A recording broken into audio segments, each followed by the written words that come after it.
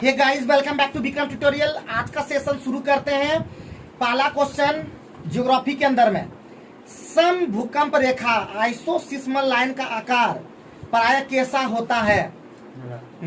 अनियमित। बहुत सही। भूकंप मापी यंत्र के अनुसार एक वर्ष की अवधि में सामान्यतः कितने बार भूकंप आते हैं? 8 से 10,000।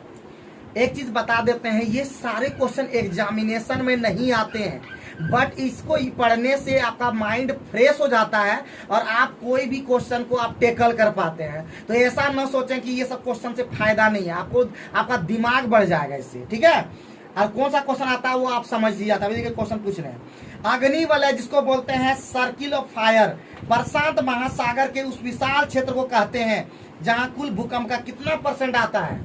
68%। हाँ, तो कल भी हम लोग बोले थे कि सबसे ज्यादा भूकंप किस महासागर में आता है, तो प्रशांत महासागरीय पेटी क्षेत्र में आता है।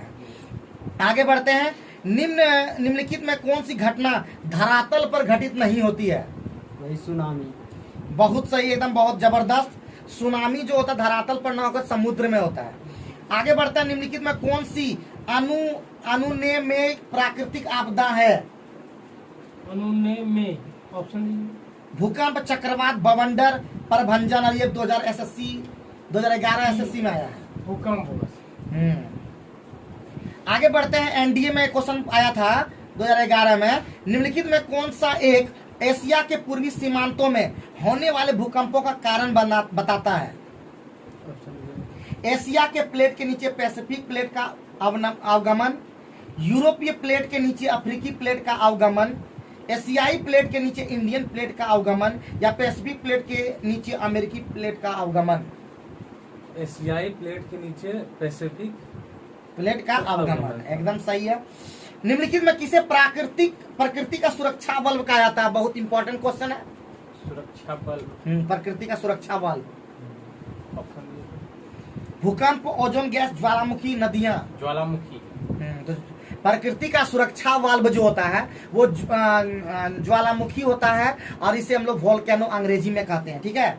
आगे बढ़ते हैं नेक्स्ट पॉइंट की ओर। निम्नलिखित में कौन सा ज्वालामुखी उन 3 वर्गों में शामिल नहीं है जो कि उनके उद्भव की आवृत्ति के आधार पर वर्गीकृत किए गए हैं? एक बार बढ़िया से बोल देते हैं, थोड़ा सा हो गया इधर उधर। निम्नलिखित में कौन सा ज्वालामुखी के उन 3 वर्गों में शामिल नहीं है जो उनके उद्भव की आवृत्ति के आधार पर वर्गीकृत किए गए हैं?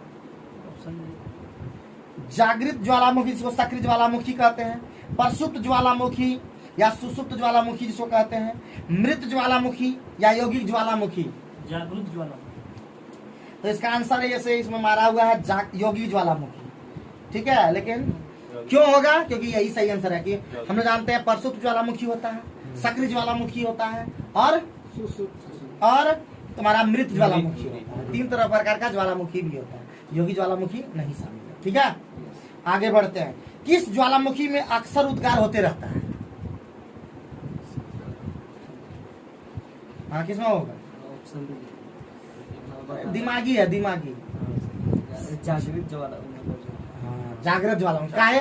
अभी तुम जागे हुए हो, स्टूडेंट हो, अभी जागे हुए हो, तुम सक्रिय हो, तो अभी तुम्हारा ज्यादा उद्गार होगा, समझे कि नहीं समझे। और तुम अगर हम जैसे हम हैं, सुस्त हो गए हैं, हमको कोई पढ़ाई लिखाई से मतलब नहीं है, तो हम सुसुप्त हो गए हैं, लेकिन कभी भी फट सकते हैं बाबू। कखनी जागृत होगा कोई ठिकाना नहीं है, समझे कि नहीं समझे। तो ये हो गया सुसुप्त ज्वालामुखी। और जो मृत हो गया, जैसे कि एकदम छोड़ दिया, बैल भैंस बकरी चराने लगा, टेम्पू चलाने लगा, समझे कि नहीं, धोराई करने लगा, वो सब हो गया मृत ज्वालामुखी। मतलब उसको कोई उद्गार ही नहीं होगा, ठीक है। तो सक्रिय ज्वालामुखी या जागृत ज्वालामुखी में जो होगा उद्गार हमेशा होते रहता है, फक फक फक एकदम भयानक लेगा, रूप कोई ठिकाना नहीं। आगे बढ़ते हैं। लंबे समय तक शांत रहने के पश्चात, वही हम है, लंबे समय तक शांत रहने के पश्चात विस्फोट होने वाला ज्वालामुखी क्या कहलाता है? सुसुप्त ज्वालामुखी। अरे राजू, सुसुप्त ज्वालामुखी, हम लोग ये सुसुप्त ज्वालामुखी। पृथ्वी की पपड़ी की ठोस चट्टानों के नीचे जो पिघला हुआ पदार्थ होता है, जो कभी कभी ज्वालामुखी उद्गार के साथ धरती के ऊपरी भाग पर आ जाता है, उसे हम लोग क्या कहते हैं? मैग्मा। बहुत इंपॉर्टेंट है मैग्मा, ठीक है। तो आगे बढ़ते हैं। पहले अश्रु की उत्पत्ति कब होती है? पहले अश्रु की उत्पत्ति कब होती है? भूकंप के समय, ज्वालामुखी उद्गार के समय, प्लेट विवर्तनिकी से या पर्वत निर्माण के समय। ज्वालामुखी के उद्गार में। ज्वालामुखी में जलवाष्प के अलावा कौन कौन सी गैसें होती है? कार्बन डाइऑक्साइड, हाइड्रोजन और नाइट्रोजन। बिल्कुल एकदम सही। आगे बढ़ते हैं, नेक्स्ट क्वेश्चन। ज्वालामुखी उद्गार के फलस्वरूप प्राप्त लावा एवं धरातलीय चट्टानों के टुकड़े के सम्मिलित रूप से क्या कहते हैं? पायरोक्लास्ट, ब्रेसिया, लेपिली, स्कोरिया। पायरोक्लास्ट। क्रेटर था कोल्डेरा, बहुत इंपॉर्टेंट है, पूछा हुआ है। क्रेटर था कोल्डेरा किससे संबंधित है, किससे बनता है? क्या चल रहा है? ज्वालामुखी से। तो ज्वालामुखी क्रिया से, बहुत बढ़िया। निम्नलिखित में कौन सी स्थलाकृति ज्वालामुखी क्रिया से नहीं संबंधित है? Crater, fjord, geyser, caldera. Fjord. तो फियोड इसका सही आंसर है। फियोड दूसरे चीजों से है, क्रेटर, कोल्डेरा, गेसर, ये सब निकलता है ज्वालामुखी से। किस स्थलाकृति का निर्माण ज्वालामुखी क्रिया से नहीं होता है? विसर्प, लावा मैदान, लावा पठार, सील तथा डाइक। लावा पठार। गलत, लावा तो बस ज्वालामुखी से बनबे करेगा।